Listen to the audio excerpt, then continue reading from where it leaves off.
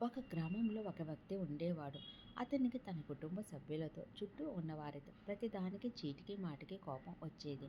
అతని కోపం ఒక అగ్ని జ్వాలలా ఉండేది. క్షణంలో ప్రజ్వరిల్లి చుట్టూ ఉన్న సంబంధాలను, ప్రశాంతతను దహించి వేసేది. అతని నివాసంలోను, వృత్తిలోను మానవ సంబంధాలు పూర్తిగా దెబ్బతిన్నాయి.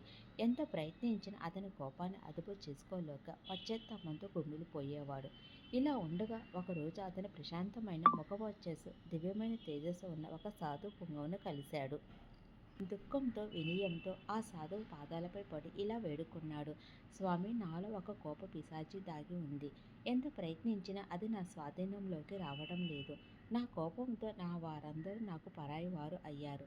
నా జీవితాన్ని కాపాడండి. దయచేసి నాకొక చక్కని పరిష్కారం చూపించండి స్వామి. ఆ సాధువు కరుణతో అతనిని చూశాడు. నెమ్మదిగా తన జోలిలోని ఒక చిన్న పసిరిక మాత్రను సీసాన్ని తీసి అతని చేతికి ఇచ్చాడు. వచ్చా, నీ కోపానికి ఇదే దివ్య ఔషధం. ఇది నీ నోటిలో ఉంటే నీ కోపం అదృశ్యమవుతుంది.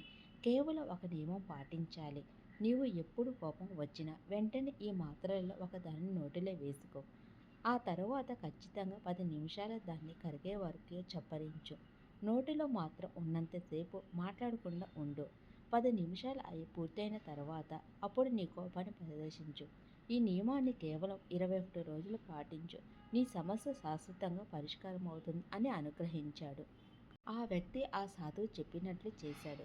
కోపం రాగానే పసిరిక మాత్రం నోట్లో వేసుకొని మౌనంగా చప్పరించడం మొదలుపెట్టాడు. నిజమైన మంత్రం మౌనమే. 10 నిమిషాలు మౌనంగా ఉండగానే కోపాన్ని పెంచే అగ్ని మెల్లగా చల్లారడం గమనించాడు.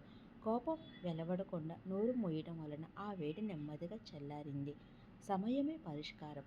10 నిమిషాలు గడిచేసరికి కోపానికి కారణమైన సంఘటన యొక్క తీవ్రత తగ్గిపోయింది. అప్పుడు కోపపడడానికి అతనికి సరైన కారణం కనిపించలేదు. ఆ 10 నిమిషాల వ్యవధి అతనికి ఆలోచించే శక్తినిచ్చింది. అలవాటుగా మారిన ప్రశాంతత. 21 రోజులు తిరిగేసరికి కోపానికి ప్రతిగా వెంటనే మౌనం పాటించడం అతనికి అలవాటుగా మారింది. కోపం స్థానంలో ప్రశాంతత, సహనం, ఆలోచన శక్తి చోటు చేసుకున్నాయి. పసిరిక మాటల అవసరం లేకుండా కోపాన్ని జయించగలిగాడు.